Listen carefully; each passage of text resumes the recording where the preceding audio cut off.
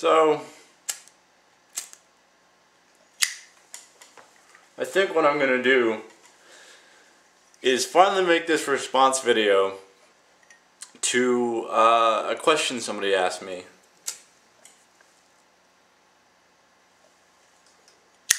On Formspring. On Formspring the other day, somebody sent me a question. It wasn't really a question, it was more of a statement. Well, let me pull it out here, I can find it. God loves you. Well, this is God loves me, but they said God loves you. Yeah. And it was posed anonymously, which I thought was weird. Because, like, well, if you're going to say something, you know, positive, then why would you say it anonymously? But anyway, my response was, well, I appreciate it, but God isn't real. This is what I said. I was like, well, how do you know that? And I said, well, because I've got scientific evidence that points to the lack of existence of any supreme deity, let alone, you know, there being any kind of spiritual consciousness. And of course, they went on to say, God exists outside the realm of logic and reasoning. Don't you know? Don't I know? Because that makes so much sense. So,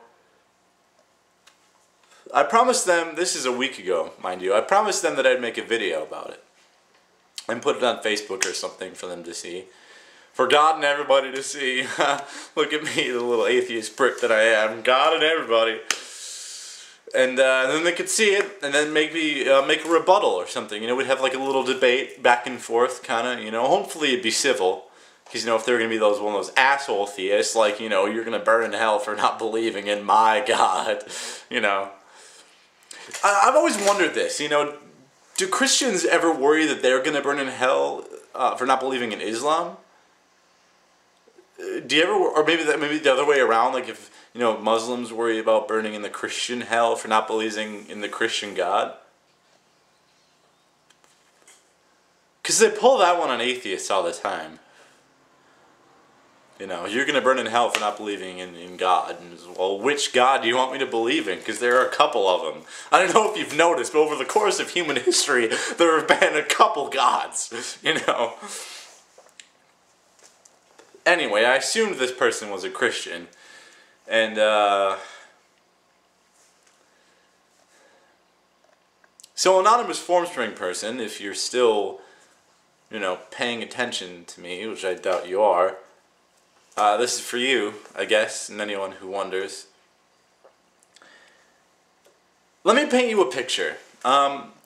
Say, for example, I have an invisible Tyrannosaurus Rex that cannot be touched, makes no imitable sound, and cannot be measured in the physical universe, the known universal realm. And it's in my backyard, you know, it's just hanging out there. You'd call me a fucking retarded, crazy idiot. You'd say, that's fucking retarded, you're stupid, don't talk to me anymore. If I said that to you. It was kind of like, well, you're going to be condemned for all eternity because you don't trust me. You don't take me for my word. Because all you've got for it is my word. It's all you've got is my word that I have an invisible Tyrannosaurus Rex. And if you think of a way that you can prove that it isn't there, and I say, well, that's just because it exists outside of nature. I mean, you can't measure it. Only its spirit can be felt by those who believe in the invisible Tyrannosaurus Rex. You'd still call me a fucking retard, because that's what that argument is. I mean, I don't mean to sound pissy or conceited, but that argument is very dumb. Okay, because that's what the scientific community calls an infallible hypothesis. And what that is something that exists within its own sphere of logic, or lack of logic, rather, that it proves itself by being improvable. You know, you can't prove it. That's my understanding. I mean, maybe I'm not articulating it correctly, but essentially that's what I get. An infallible hypothesis is something that you know, it's Let me put it to you this way. Now the argument for God is that he or she or it or whatever exists outside of our realm. It exists, we'll just say for the sake of argument that God is a he. This is the Christian God. That he exists outside of the spirit, of the physical realm. He exists in the spiritual realm. He cannot be touched, measured, seen. The argument against that is that that wasn't always the argument. That argument wasn't around until the advent of modern science and technology and reasoning and philosophy and logic and our understanding of the universe we inhabit. Ages ago, in the Dark Ages, let's just say, everything was ruled by the church. It was called a theocracy, essentially. You know, you had your monarchies and your theocracies, but essentially they were pretty intermingled. You know, and sometimes there'd be schisms where the king would want power. So, like, you know, Frederick Barbarossa declared himself Pope of the Holy Roman Empire. So he'd have power over the church and the people, you know. Considering that was still a dick move, it was pretty smart if you think about it. Off topic, the point is, God governed everything. He governed the sun and the rain and gravity. And, you know, he created the earth to be the center of the universe. And then all of a sudden Galileo comes along and Sir Isaac Newton comes along later, you know, and they start to say, hey, maybe God doesn't have as much power over the universe as we inhabit as we thought. And then as science has progressed, God's power is diminished. If God is an unchanging, all-powerful body, then why has he diminished so much? Why has his proverbial dick shrunk in an inverse proportion to the proverbial penis of science, gaining a rather massive erection compared to him? Food for thought, I guess. The point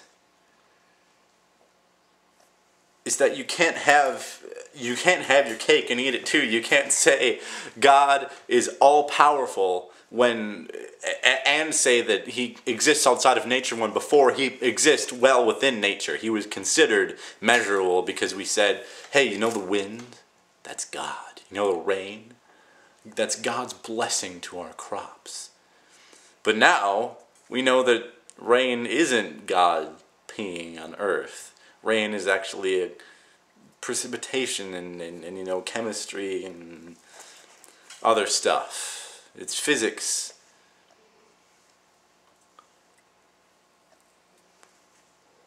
Except for my invisible Tyrannosaurus Rex, of course. He controls everything. We just don't know it. I'm going to stop this video because I'm worried that it's going to go over 10 minutes and then it won't be able to be put on YouTube because I don't have a license that lets me make videos longer than 10 minutes. So this is part 1, I guess. So we're going to go to part 2 and it'll be good. The patience will be good for you. Just wait a fucking minute. Damn it, you guys.